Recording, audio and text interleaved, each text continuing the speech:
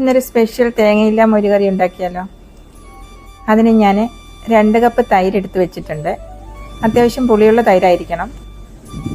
ഇനി ഇതിലേക്ക് 1.5 കപ്പ് വെള്ളം കൂടി ഒഴിച്ച് നല്ലതുപോലെ ഒന്ന് മിക്സ് ചെയ്തെടുക്കാം.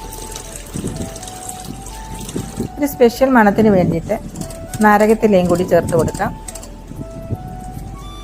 എന്നിട്ട് വീണ്ടും ഒന്നുകൂടി നല്ലതുപോലെ ഒന്ന് മിക്സ് ചെയ്ത് വയ്ക്കാം. ഇനിയൊരു കുഞ്ഞു മൺകലം വെച്ചു.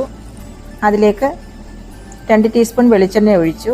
1/2 ടീസ്പൂൺ കടുകിട്ട് പൊട്ടിയതിന് ശേഷം 1/4 ടീസ്പൂൺ ഉലുവയും കൂടി ഇട്ട് കൊടുക്കാം. 2-3 വറ്റൽമുളകും 2-3 ചെറുള്ളി അരിഞ്ഞതും കൂടി ഇട്ട് നല്ലതുപോലെ ഒന്ന് മൂത്ത് വന്നതിന് ശേഷം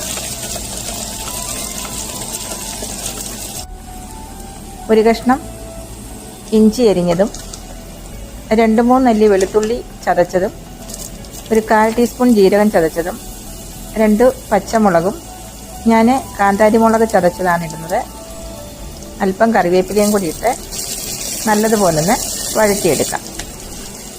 അതിനുശേഷം 1/2 ടീസ്പൂൺ മഞ്ഞൾപ്പൊടി, 1/4 ടീസ്പൂൺ മുളക് പൊടി,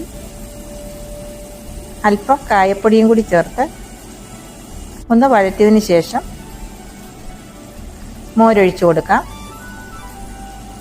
ആവശ്യത്തിന് ഉപ്പും കൂടി ഇട്ട് കൊടുക്കാം. ഇനി ചെറിയ തീയിലൊന്ന് വെച്ച് ചൂടാക്കിയെടുക്കാം. തിളയ്ക്കരുത്. അതിനുശേഷം അല്പം ഉലുവാപ്പൊടിയും കൂടി വാങ്ങി മാറ്റി വയ്ക്കാം. നല്ല ടേസ്റ്റി ആയിട്ടുള്ള മോരുകറി റെഡി ആയിട്ടുണ്ട്. ഇതൊന്ന് എല്ലാവരും വീട്ടിലൊന്ന് ഉണ്ടാക്കി നോക്കണേ. അതിനുശേഷം നിങ്ങളുടെ അഭിപ്രായം കമൻറ്റിൽ ഇടണേ. ബായ്.